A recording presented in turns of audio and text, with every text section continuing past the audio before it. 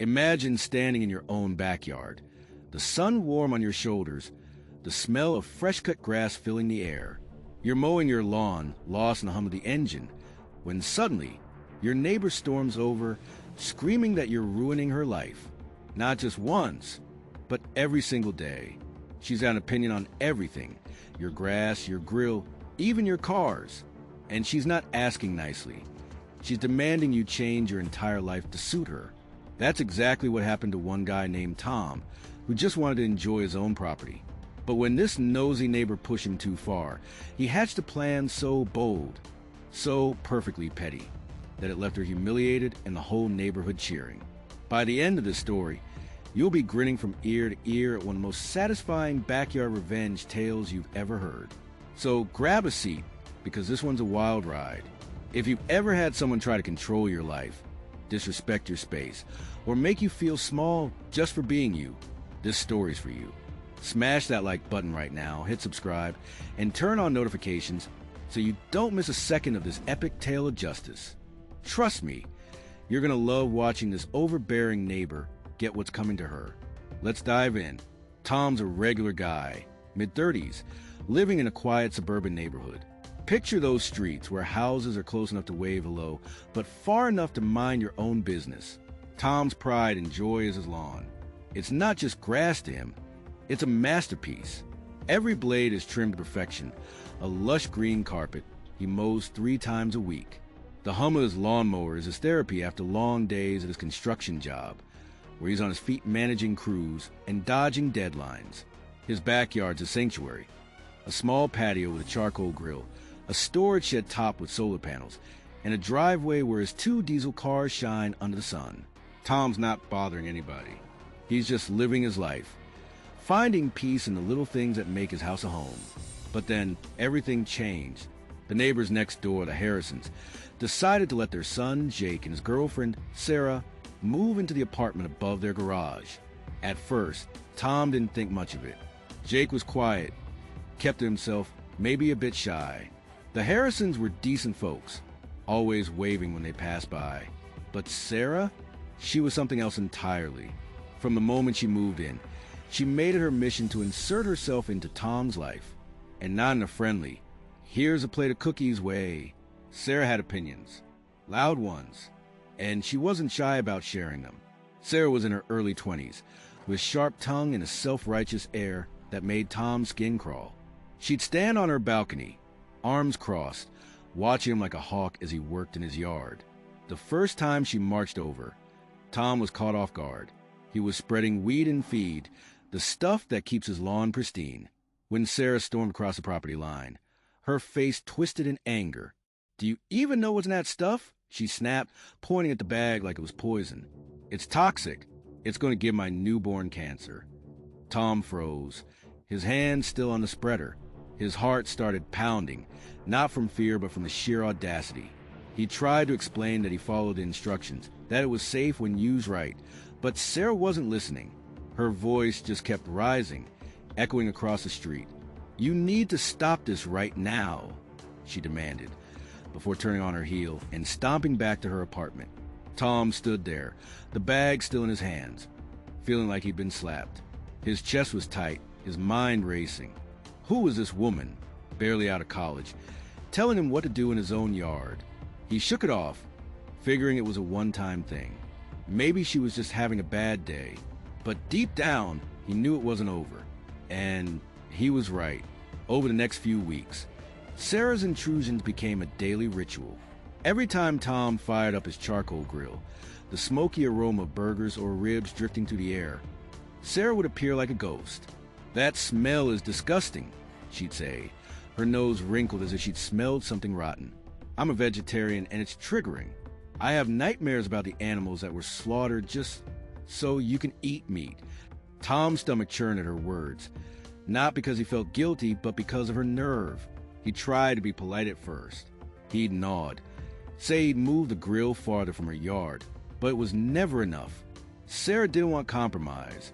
She wanted control. Then came the cars. Tom's 2 diesel vehicles, a pickup and a sedan, were his pride and joy. He'd worked overtime for years to afford them, and he kept them spotless, washing them every weekend.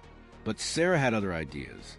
One evening, as Tom hosed down his truck in the driveway, she marched over again, her hands on her hips. "Diesel is killing the planet," she declared, like she was delivering a sermon. "You need to sell those gas guzzlers and get electric cars. It's the responsible thing to do." Tom's jaw clenched so hard he thought his teeth might crack. He could feel the heat rising in his chest, but he kept his voice steady. "I like my cars, Sarah. They're paid off and they work fine." She scoffed, then launched into a 10-minute lecture about carbon footprints, pacing back and forth like a prosecutor in a courtroom. Tom just stared at her, his hands gripping the hose, wondering how someone so young could be so entitled. The final straw came when Sarah went after Tom's solar panels. He'd installed them on his storage shed a year ago, a big investment to cut down on energy bills and do his part for the environment. He was proud of them, even if they weren't perfect. But even that wasn't good enough for Sarah. One afternoon, as Tom raked leaves near the shed, she leaned over a balcony and shouted, "Those panels are a lie." Tom looked up confused, his rake still in his hands. "What?" he called back. "They're not responsibly produced," she said, pointing at the shed like it was a crime scene. "The mining for those materials destroys the earth. You're not helping. You're part of the problem." Tom's hands trembled, his knuckles white around the rake. He couldn't believe it. Here he was, trying to do something good, and Sarah was tearing him down for it. His heart pounded, his mind screaming, enough is enough. By now, Tom was at his breaking point. Every day felt like a battle. He couldn't mow his lawn, grill a burger, or even park his car without Sarah's judgment raining down on him. His backyard, once his haven, felt like a prison. He'd lie awake at night, her words echoing in his head.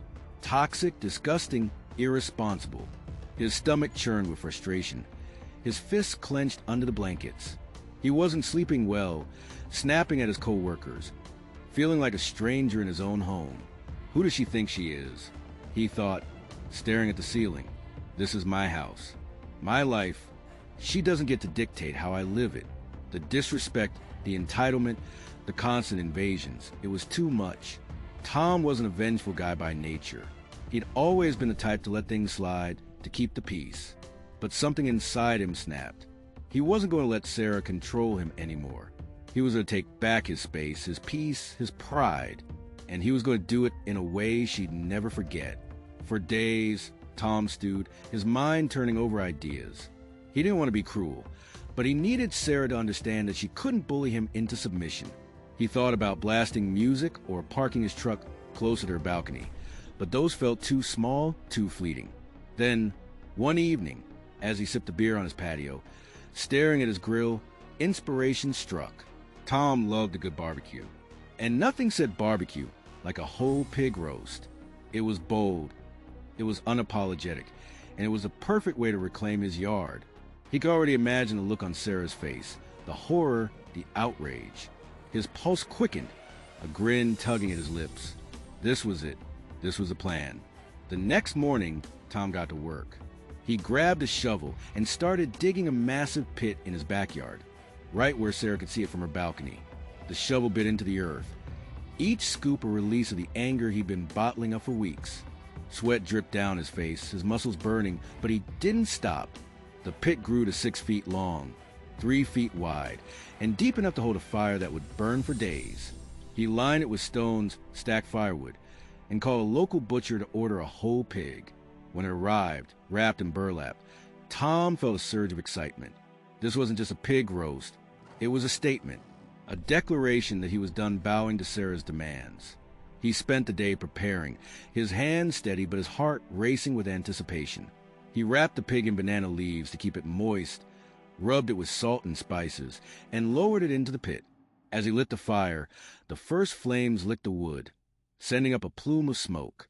The smell hit almost instantly, a rich, primal mix of charcoal and roasting pork that filled the air.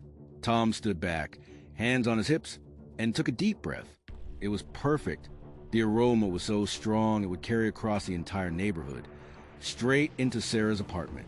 He knew she'd notice. He was counting on it. To drive the point home, Tom decided to add a little extra flair. He walked over to Harrison's house, his boots crunching on the gravel, and knocked on the door. Jake answered, looking half asleep, with Sarah hovering behind him. Tom smiled, his voice calm but laced with mischief. "Hey, I'm smoking a whole pig in my yard," he said, his eyes locking onto Sarah's. "Got plenty of leftovers, so come on over for dinner. Hate for it to go to waste." Sarah's face went pale, her mouth opening and closing like she was choking on her own words. Jake mumbled something about being busy, and Harrison's, who'd appeared at the door, politely declined. But Tom didn't care. The invitation was about them eating. It was about making sure Sarah knew exactly what he was doing. As he walked back to his yard, he could feel her eyes boring into his back. Good, he thought. Let her stew. As the sun set, the pig roast was in full swing. The fire glowed red, casting flickering shadows across Tom's yard. The smell was everywhere now, thick and heavy, drifting over the fence and into Sarah's apartment. Neighbors started poking their heads out, drawn by the irresistible aroma. "Smells like a party," one called from across the street. Another wandered over, leaning on the fence to chat. "Man, that's some serious barbecue," he said, grinning. Tom nodded, stirring the coals, feeling a sense of control he hadn't felt in weeks. For the first time in a long time, his backyard felt like his again. Then it happened.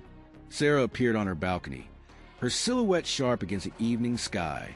Even from a distance, Tom could see the fury on her face, her lips pressed into a thin line, her hands gripping the railing. "Are you serious?" she screamed, her voice cutting to the air like a knife. Tom didn't look up. He just kept tending the fire, letting her words roll off him like water. But Sarah wasn't done. She stormed down the stairs, her footsteps pounding, and burst into Tom's yard, her hands flailing as she unleashed a tirade. "This is disgusting. You're doing this to spite me.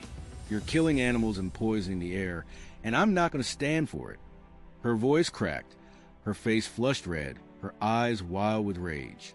She paced back and forth, pointing at the pit, at Tom, at the sky, her words tumbling out in a frantic mess. Neighbors started to gather, some pulling out their phones, recording the meltdown. Tom stayed calm, almost eerily so.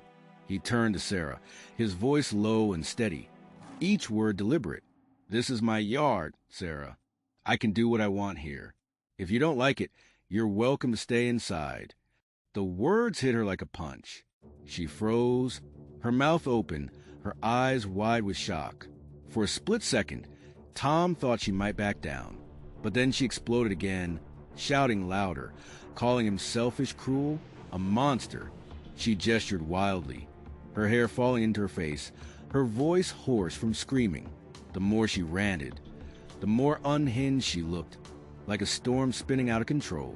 What Sarah didn't know was that Tom's security cameras were rolling, capturing every second of her outburst.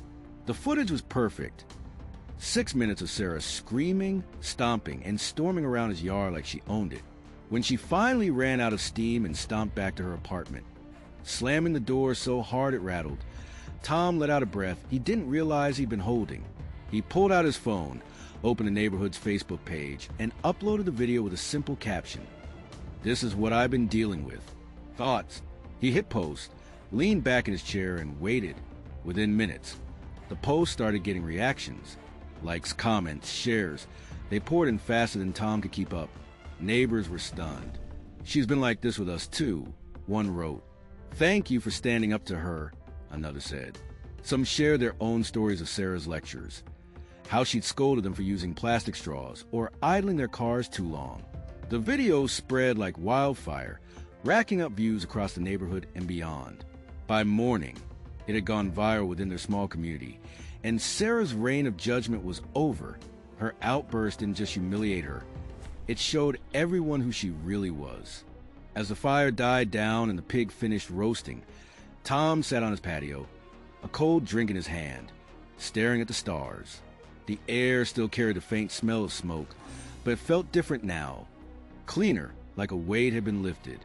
For the first time in weeks, he felt at peace. The video wasn't just about embarrassing Sarah.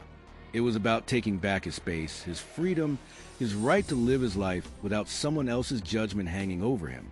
He thought about the months of stress, the sleepless nights, the constant feeling of being watched. And then he thought about Sarah's face as she screamed, her control slipping away. A small smile crept across his lips.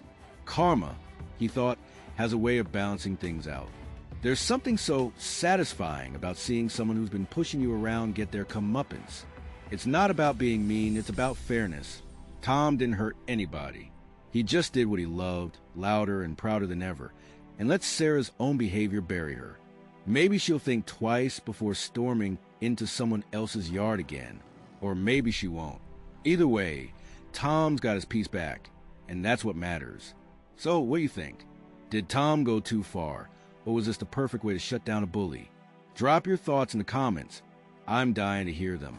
And if you're Team Tom, give this video a big thumbs up. If you love stories of justice served with a side of petty, hit that subscribe button and ring the bell so you never miss a video. We got more Reddit revenge tales coming your way. And trust me, they're just as wild as this one. Thanks for watching, and I'll see you in the next one.